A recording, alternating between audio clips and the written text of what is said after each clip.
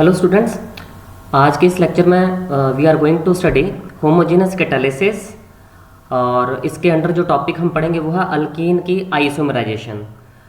Last lecture में हमने study किया था alkyl mechanism for this alkene isomerisation, but आज के लेक्चर में हम पढ़ने जा रहे हैं allyl mechanism for alkene isomerisation. In last video lecture the catalyst was hydride और rhodium catalyst, but for allyl mechanism we will use tri iron dodecacarbonyl as catalyst.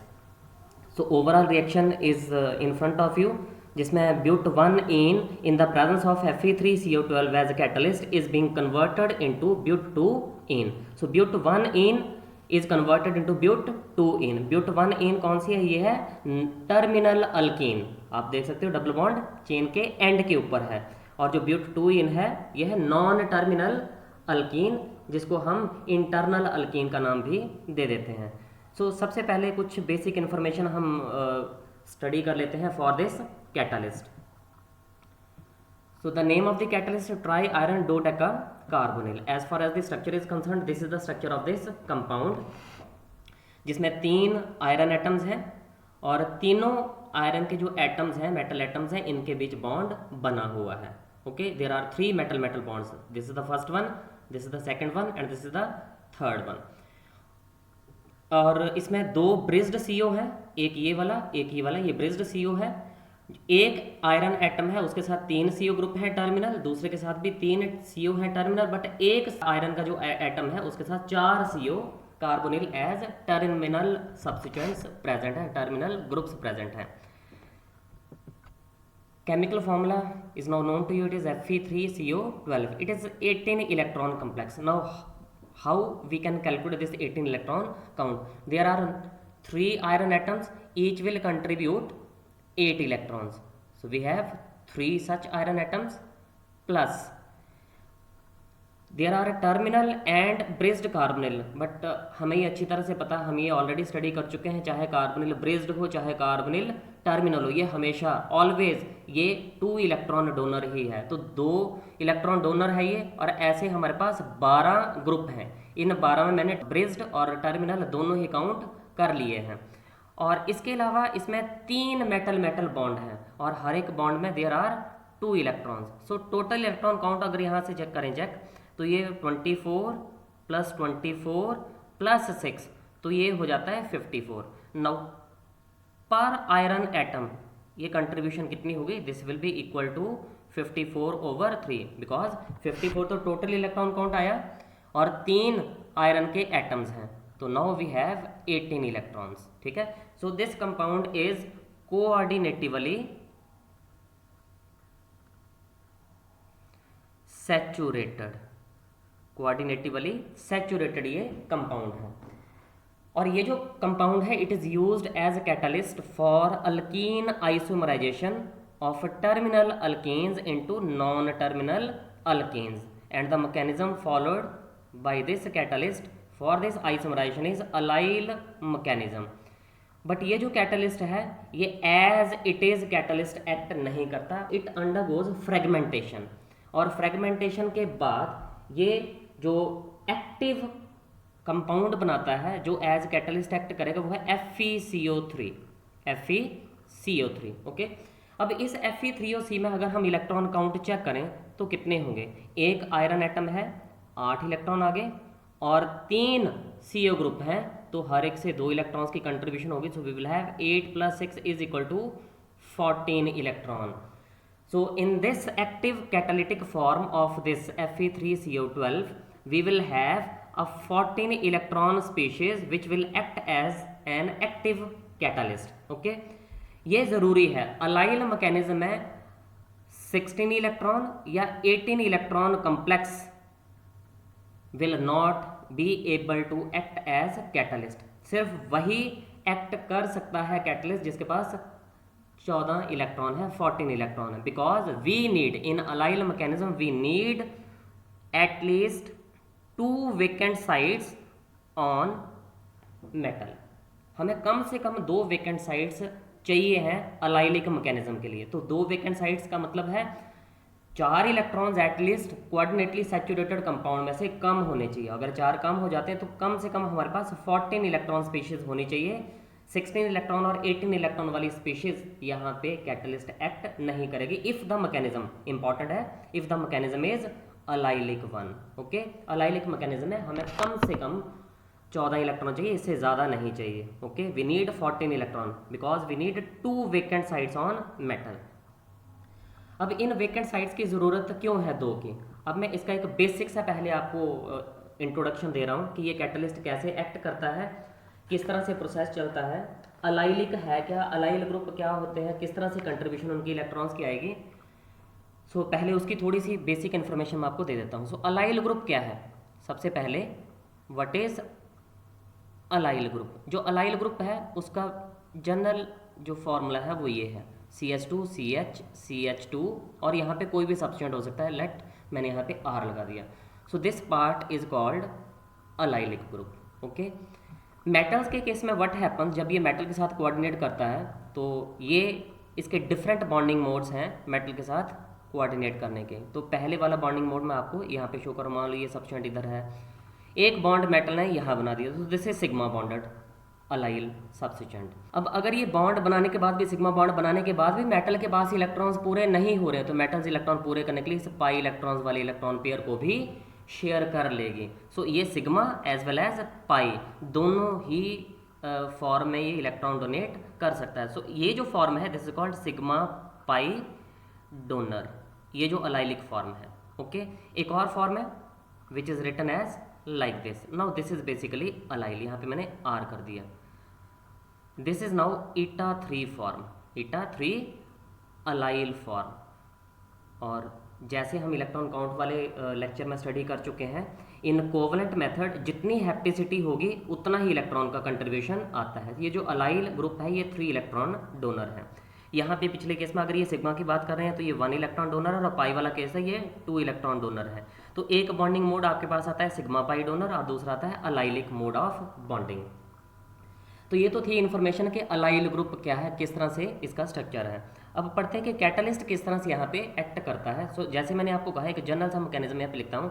Metal के पास 2 वेकेंट साइड्स हैं, means metal में 14 electron से ज़्यादा नहीं है, 2 vacant side हैं। तो सबसे पहले क्या होगा, ये मेटल अल्कीन से करेगी कोऑर्डिनेट। तो यहाँ पे भी अल्कीन का मैं कंप्लीट जो स्ट्रक्चर है वो आपको शो कर देता हूँ, सो दैट कि आपको थोड़ा सा अंडरस्टैंड करना ईजी हो जाए। यहाँ पे CH, then we have CH2, ये H मैंने सेपरेट करके लिख दिए, और यहाँ पे मैंने लिख दिया R। तो ये जो डबल बॉन्ड है इसके थ्रू मेटल के साथ एक बॉन्ड बन जाएगा। एक वेकेंट साइड अभी खाली है, ठीक है। मान लो ये 14 इलेक्ट्रॉन कम्प्लेक्स है, क्योंकि आपको कहा 14 इलेक्ट्रॉन से ज़्यादा नहीं चाहिए। अब बन जाएगी इसमें 16 इलेक्ट्रॉन। ओके, क्योंकि जब इसके साथ एक अल्कीन कोऑर्डिनेट कर जाएगी तो 16 इलेक्ट्रॉन ये कंपाउंड बन जाएगा। CH2, यहाँ पे आया CH, और यहाँ पे जो H है, अब जो अलाइलिक पोजीशन पे H है, ये अलाइलिक पोजीशन होती है CH2 डबल बॉन्ड CH। ये जो CH2 है this position is allylic position, allylic carbon atom इसको क्या देते हैं, ठीक है। इसका H जो है ये मेटल के इस वेकेंट साइड के साथ करेगा कोऑर्डिनेट। जब इसके साथ कोऑर्डिनेट कर जाएगा तो देन वी विल गेट, एक हमारे पास यह बन जाएगा H, और एक हमारे पास बन जाएगा ये अलाइल सब्स्टिट्यूएंट। क्योंकि यहाँ से H निकल चुका है तो यहाँ पे ये पूरा जो कंजुगेशन है ये एक्सटेंड कर जाएगी, और हमारे पास ये स्पीशीज बन जाएगा CH2 CH, यहाँ पे भी CH रह गया और एक R ग्रुप रह गया। अब स्टार्टिंग अगर चेक करें तो 14 इलेक्ट्रॉन थे मेटल के पास, यहाँ भी 14 ही होंगे मेटल के पास, ठीक है। एक इलेक्ट्रॉन आ गया यहाँ से, ठीक है, हाइड्रोजन से, और 3 इलेक्ट्रॉन आ गए ईटा 3 से। तो अब ये बन गई 18 electron species. Now this is 18 electron complex. ये जो ईटा 3 अलाइल कॉम्प्लेक्स है इसमें अब मेटल के पास 18 इलेक्ट्रॉन पूरे हो चुके हैं। अब जब ये मेटल इसके साथ यहाँ पे इंटरेक्ट कर रही है तो these are called agostic hydrogen interactions. और यहाँ क्योंकि ये अलाइल सब्स्टिट्यूएंट है जिसके साथ ये इंटरेक्शन शो कर रहा है तो इनको कहते हैं हम क्लोज्ड एगोस्टिक हाइड्रोजन इंटरेक्शंस। अगर ये हाइड्रोजन एटम किसी अल्काइल या फिनाइल ग्रुप का होता तो उसको कहते हैं हम ओपन एगोस्टिक हाइड्रोजन इंटरेक्शन। बट क्योंकि अलाइल सब्स्टिट्यूएंट का केस बन रहा है यहाँ पे तो उनको कहेंगे हम closed एगोस्टिक hydrogen interactions. After these interactions, और इस कम्प्लेक्स के eta3 कम्प्लेक्स की फॉर्मेशन के बाद व्हाट विल हैपन, ये मैं H अब दूसरी तरफ को लिख देता हूँ ताकि आपको थोड़ा और क्लियर हो जाए। ये मेटल के साथ अलाइल सब्सटेंट यहाँ पे जोड़ दिया, यहाँ है R, यहाँ है CH, यहाँ है CH2, सॉरी CH ही है यहाँ पे, और यहाँ पे है CH2। तो अब ये H जो मेटल के साथ जुड़ा हुआ था, ये eta3 वाला पार्ट है, ठीक है, और ये सिग्मा बॉन्डेड यहाँ पे है। अब तो ये जो H है ये वापस इस ग्रुप के ऊपर चला जाएगा। अगर ये H जहाँ से आया था वहीं चला जाएगा तो अल्कीन की आइसोमराइजेशन नहीं होगी। ओके, फिर वही प्रोडक्ट बन जाएगा हमारे पास जहाँ से चले थे, क्योंकि ये सारे के सारे प्रोसेसेस क्या हैं, they all are reversible. But now what will happen, ये H कहाँ जा रहा है, अलाइल पोजीशन जो दूसरी है, क्योंकि ये कंजुगेशन टाइप बन जाएगा। तो ये जो डबल बॉन्ड है, जैसे आपको ये अलाइल ग्रुप लिख दिया यहाँ पे CH CH2, ठीक है, तो जब कंजुगेशन होगी तो ये CH2 ये वाला भी यूज हो सकता है, CH डबल बॉन्ड CH2। तो अगर ये पहले स्टार्ट था, ये वाला स्टार्ट था, तो यू कैन सी है ड्यू टू दैट कंजुगेशन जो CH2 स्टार है वहाँ पे भी हम हाइड्रोजन भेज सकते हैं अलाइलिक पोजीशन वाला, ठीक है, ये इस तरफ चला जाए, ठीक है, then you will have that conjugated type structure. तो H दूसरे CH2 ग्रुप के ऊपर भी जा सकता है। जब अगर ये यहाँ पे चला जाता है तब मेरे पास मेटल के साथ कौन सा कम्प्लेक्स बन जाएगा, वी हैव मेटल। अब जहाँ से H निकला वहाँ फिर से वेकेंट साइट क्रिएट हो जाएगी, और यहाँ पे क्या बन जाएगा, ये बन जाएगा CH3 ग्रुप, और डबल बॉन्ड इन दो कार्बन एटम्स के बीच में आ जाएगा। तो डबल बॉन्ड CH CH, ये सब्सटेंट बन गया CH3, और ये आ गया R। सो आप देख सकते हो स्टार्टिंग में जो चले थे हम वो क्या था, दैट वाज टर्मिनल अल्कीन, और अब क्या बन रही है, non terminal alkyne. So in this way hydrogen की पोजीशन एक जगह से दूसरी जगह शिफ्ट हो जाएगी, बट वो सीधी नहीं होगी। पहले वो हाइड्रोजन जाएगा मेटल के पास, ठीक है, और फिर मेटल से वापस जाएगा दूसरे सब्सटेंट के पास। अगर मैं यहाँ पे R ग्रुप ना लिखूँ, मैं आपको सीधा सा ये एक्सप्लेन कर देता हूँ। मान लो ये अलाइल ग्रुप ही है मेरे पास, ये अलाइल ग्रुप है, ठीक है, यहाँ मेटल जुड़ी हुई है और मेटल के साथ है H।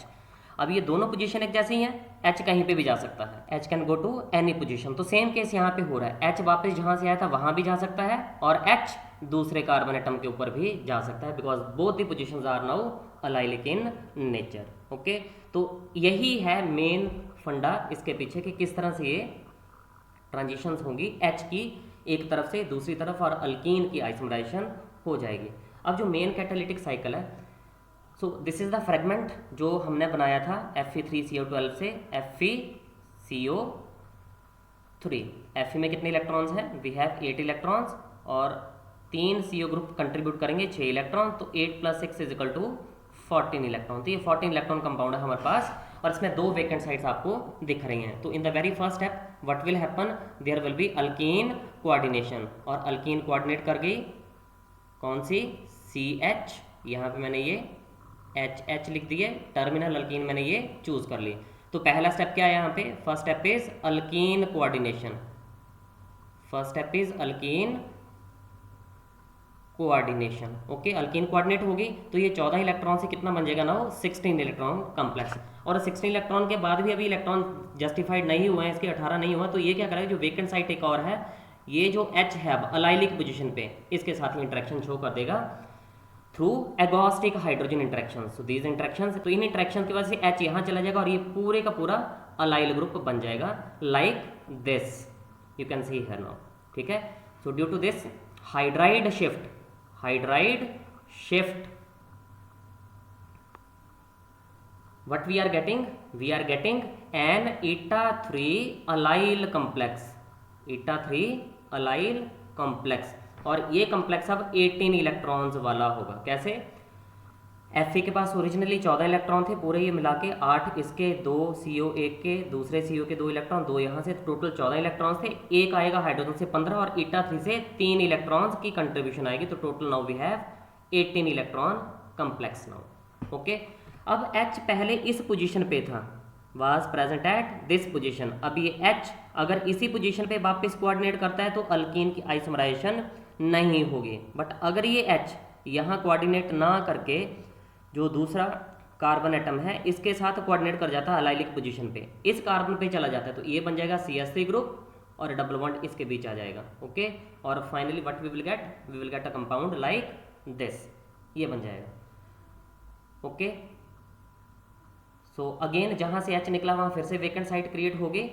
तो यहाँ पे क्या हो रहा है, again now this is what is the name, this is second step was hydride shift, और जो थर्ड स्टेप है उसमें क्या हुआ, हाइड्राइड वापिस दूसरी पोजीशन पे चला गया, जिसको हम माइग्रेटरी इंसर्शन कह देते हैं। This is called migratory insertion, ये स्टेप है, ठीक है। तो H यहाँ पे इंसर्ट हो गया और मेटल यहाँ इन दो कार्बन एटम के बीच में डबल बॉन्ड के साथ कोऑर्डिनेट कर जाएगी।